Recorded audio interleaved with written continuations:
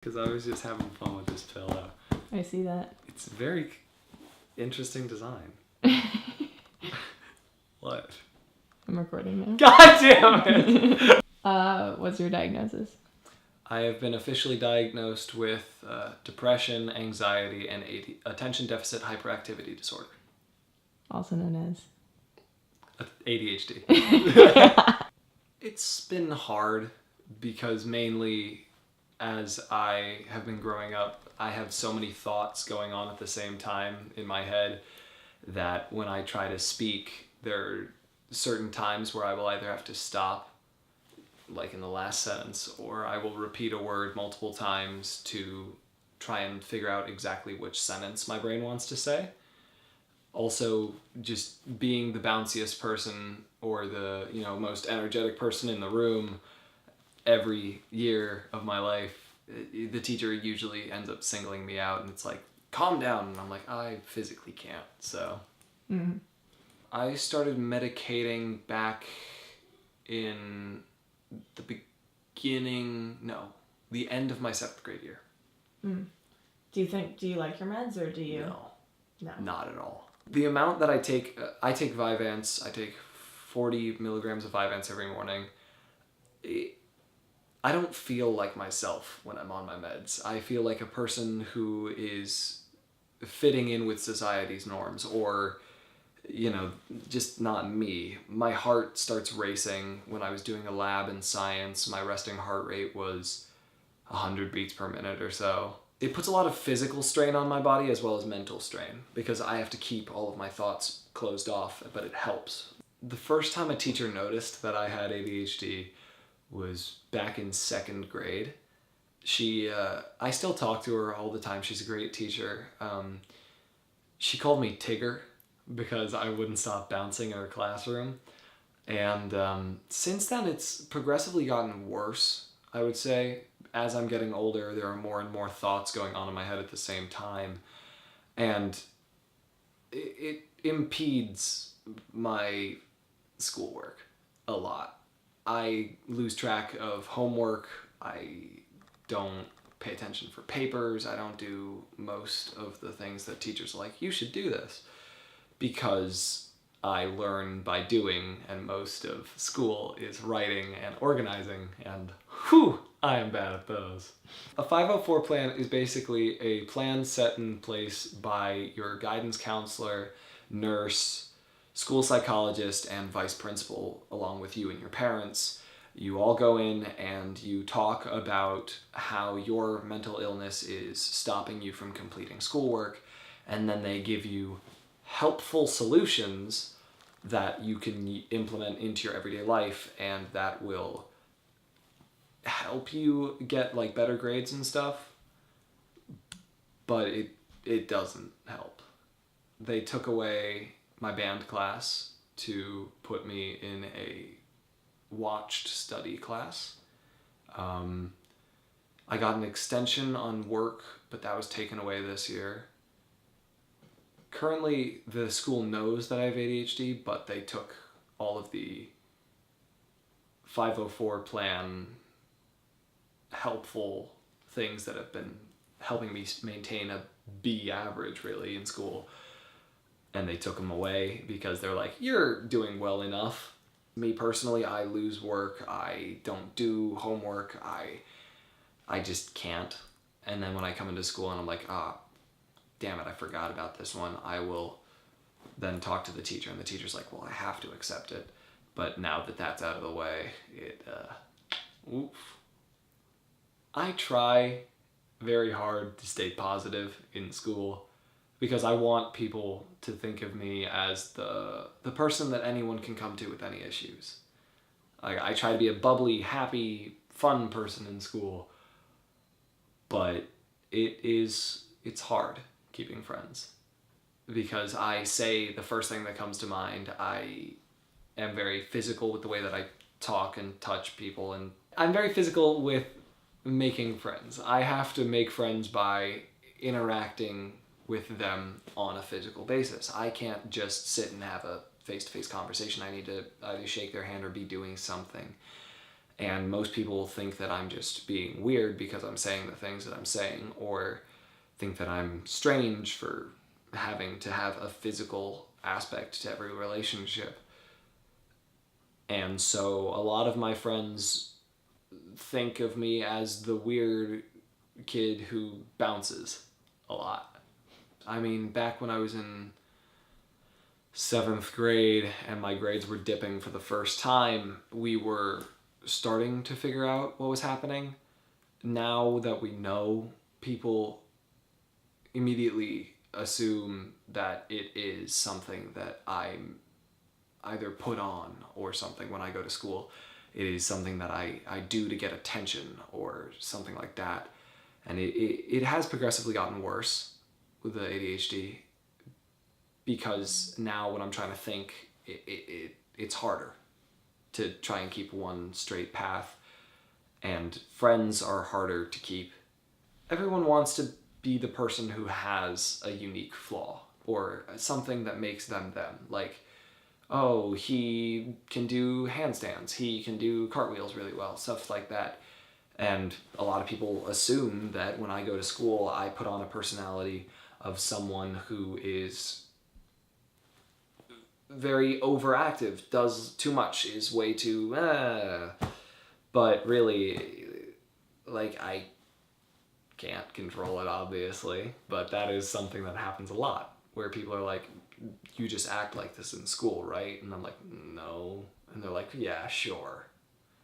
As people are understanding that mental illness is a bigger and bigger issue in the world, people are starting to realize, okay, ADHD is a real thing. But like, even my dad doesn't believe that ADHD is real. He believes that it's just me choosing to not pay attention to things.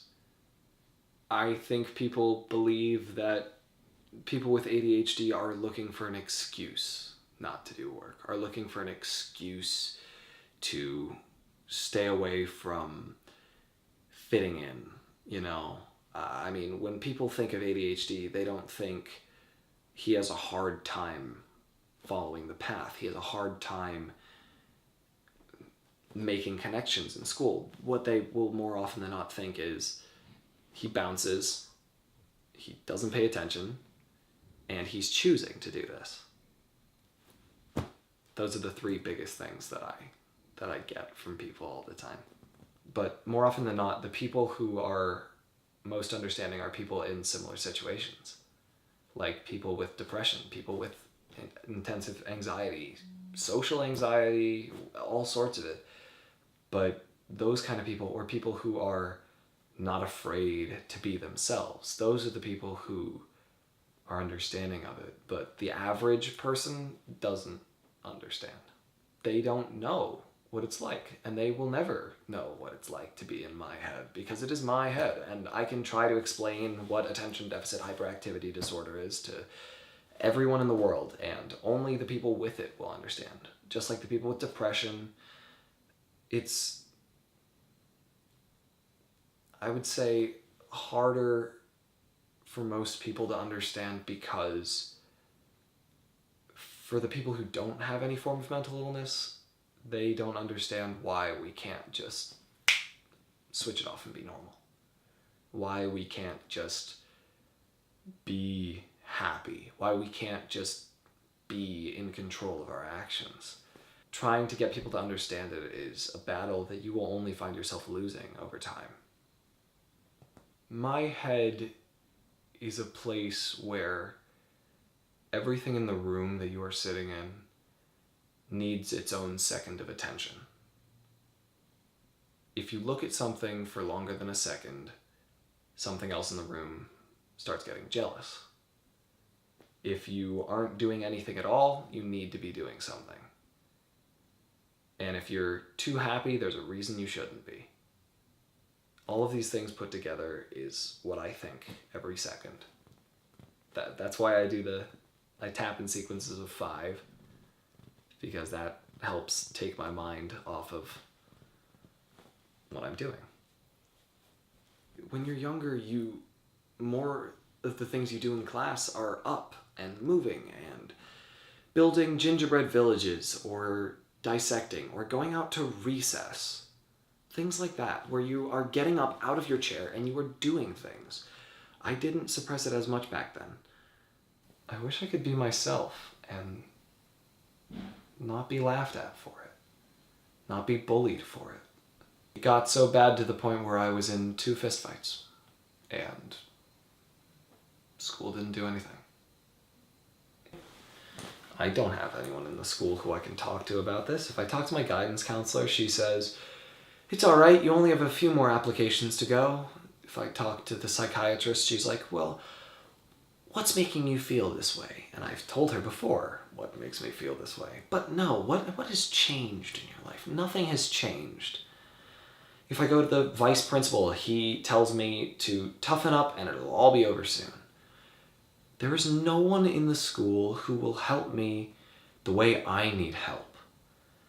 They're only willing to help me to a certain point where they know how to help. And they're not willing to try and learn my way because what does it matter to them? I'm not going to be here next year.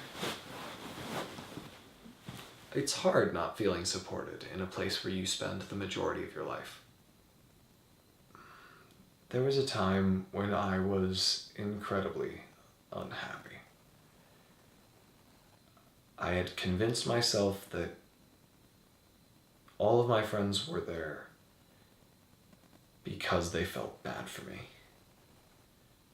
And I had convinced myself that my face was the face of someone who didn't belong. It wasn't the illness. Because with the illness, I am still me. I have always been me. And I will always be me. I think that it is the way that people view my illness that has pushed me to breaking points before.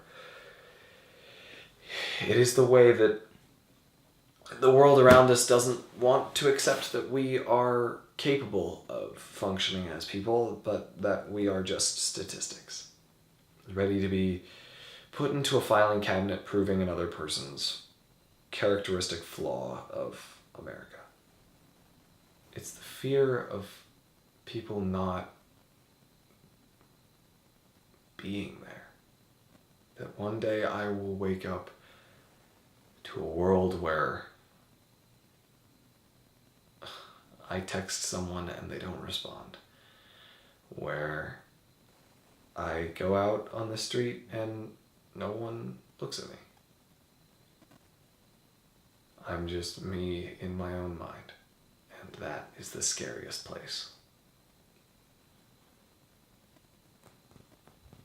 If I'm being realistic, at this point in my life, my future is just praying that tomorrow I'll still have friends. I want my future to be filled with family and friends and people who are there for me. But the more realistic side of it is that I'm going to be one person in the sea of 7 billion. All by myself with no name, no mark on the world, just someone who was neglected and left to their own devices until they were pushed to a point when they disappeared. And that is the scariest future I can ever imagine. I wake up some days and I look in the mirror and I say, why? Why do you do this to yourself? You know that no one cares. You know that no one genuinely understands you. They're just there because you force them to be there. And one day I'm going to come to school and sit alone. I'm not going to talk. And then the next day, I might not go to some classes until altogether I stop going and people stop caring, because that's the way things work right now. Someone stops being themselves in school and there's something wrong with them. It's not like there's something that they need to work through with anyone. It's just that there's something wrong with them. And the chance of that happening is higher and higher every day. My passion is screen acting. Ever since I was a little kid, I would look at movies and I would say, that's what I want, because I'm not me. I'm a person that everyone likes. I'm a person that everyone wants to be. I want to get up behind a camera. I want to say my lines. I want to do multiple takes. I want to be out for 48 hours straight filming a movie or something.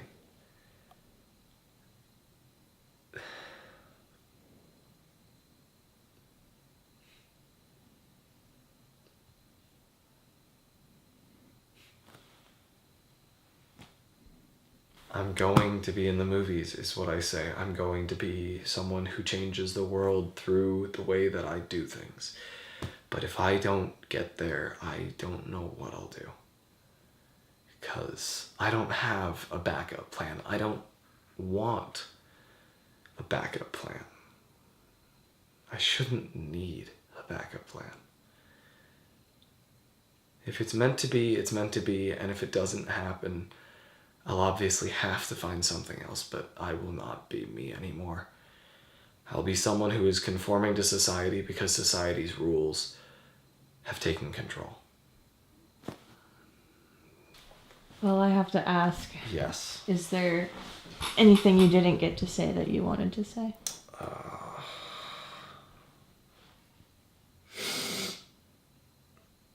The people who care about you most are the people who don't care about your illness. The thing that makes you you shouldn't be the thing that cripples you. Society shouldn't make it cripple you. It's not there as a crutch. It's there as an expression of yourself. If I'm a person who bounces and I'm a person who has to be doing something, has to be changing their focal point, has to do something like that, then let me. Don't force me to tick with this kind of thing. Don't make me stutter. Someone with depression, you don't make them sit in their inner workings of their mind. Someone with social anxiety, you don't throw them into the deep end. You don't push them into a crowd. You don't. You shouldn't. And that is something that the world has yet to comprehend. It doesn't make sense to me, though, how we can have a world with a large population of people who are crippled with these illnesses, and yet we've made no changes to how we do things. Don't expect me to climb the tree if I am a fish which belongs in the ocean. Everyone shouldn't be afraid of who they are. It should be an understanding, happy thing. But I know it's not, and I think that everyone needs to do their part to make it that way. I'm Christopher Hoyle, and I'm not fine.